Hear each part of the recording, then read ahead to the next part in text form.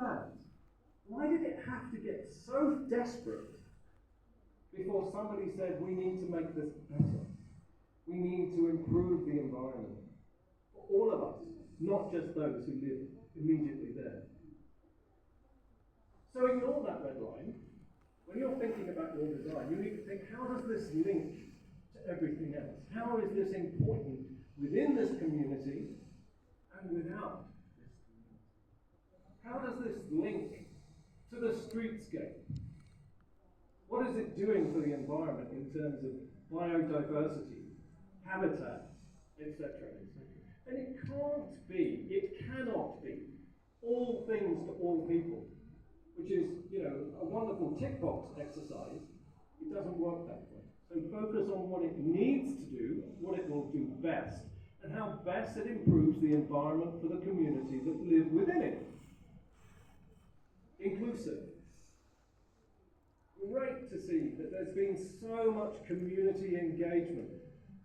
Nothing happens in the UK these days without community engagement. And for many years, so many people saw this as a huge pain in the backside. Oh my word, do we really have to talk to people? I'm a professional. I know how to design. Oh, good for you. Do you know those people? Do you know what their expectations are? Of course you don't. So talk to them. And yes, for many years, the loudest voice in the room was always the one that was heard first. But we as professionals also developed to better understand. You don't just listen to the loudest voice. You find the common denominator, by which I do not mean the lowest common denominator. You're going to even these things out. Health and well-being is a massive issue now. Huge. So you're needing to make sure, because everybody I always speak to, they love to be outside. They love to be in the environment. But wouldn't it be nicer to be in a beautiful environment rather than some really grotty, litter-ridden street that looks like nothing and deserves no respect whatsoever? It's not so difficult to create. The quality of what you're doing, as with all things, the devil is in the detail. And then we go back to those wonderfully fashionable terms of sustainability. 45 years, I always like to think that sustainability has always been on my agenda. But can I define it? Not necessarily. But it's essential. And it's all about creating the genus of a place that you want to live, that tells you its history, its culture, its entirety of the population, if it can. And that's what we help to bring, or at least we try. So I'm just going to run quickly, he says, through my recent experience. I was looking for a job that was going to excite me again, going to give me some fun during my day. And I eventually became the public realm and placemaking and wayfinding, whatever that is, manager for a business improvement district. Now, shortly I will explain what a business improvement district is, because I've got a funny feeling it might be one of those, what is that, how did that come about, situations here.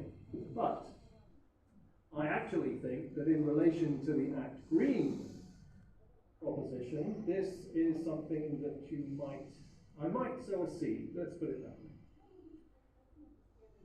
My task was to identify, in a heavily urban environment near Harley Street, public realm interventions that made a difference, that could change a space that was dominated by cars, traffic, and an awful lot of things, and make it a place that people wanted not only to go to in order to get international medical superior attention, but they wanted to stay and enjoy.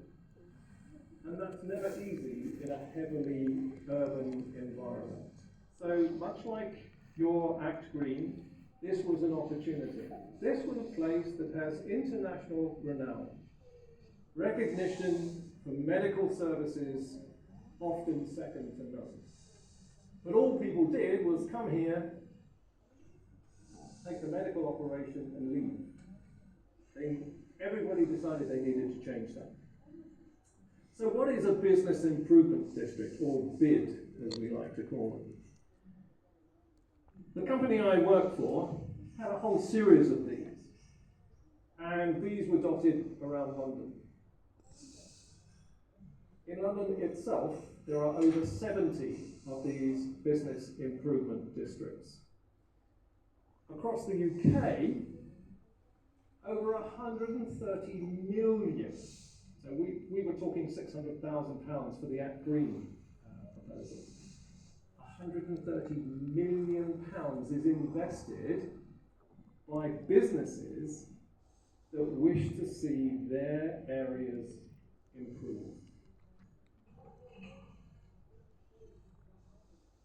A single bid can often, depending on where it is, what businesses are there, can raise up to £80 million a year. So investment into that area whereby everybody benefits. The businesses, the communities, the visitors, everything.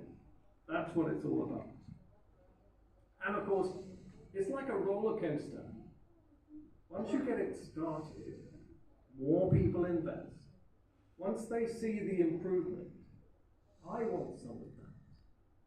You will then get that knock-on effect of other areas in London where there aren't business improvement districts, where people say, hey, it's about time we thought about organising that. So they are ambitious, they are often quite complicated agendas, but it's what people want.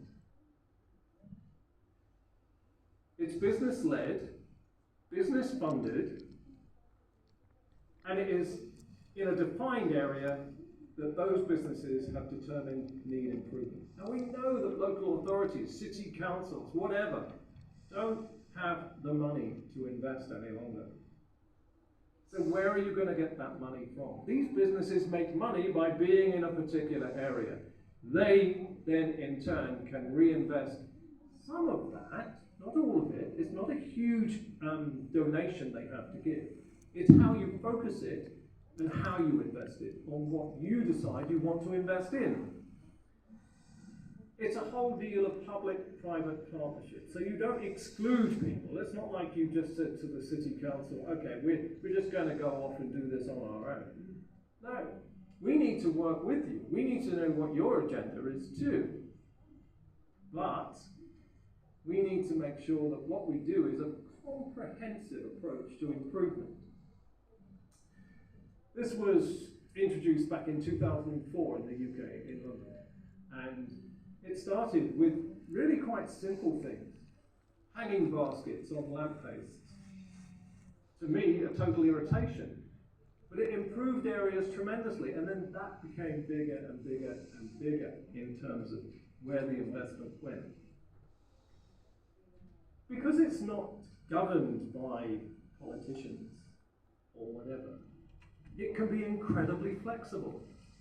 So if something happens whereby you need to change your direction, you can do that. You don't have to go through a whole deal of legislation to make that happen. You set the agenda, you make it flexible, you work towards it. It can be up to 300 or 400 businesses, but it equally can be as few as 50. It all depends where you are, what you want to do, what your ambition is. And each one of those, the investment and the income vary tremendously. So, small scale, Act Green, small scale, but incredibly important. Equally, in my area, we had over £1 million to invest in Harley Street, which when you consider Harley Street and the international influence, £1 million was really not very much.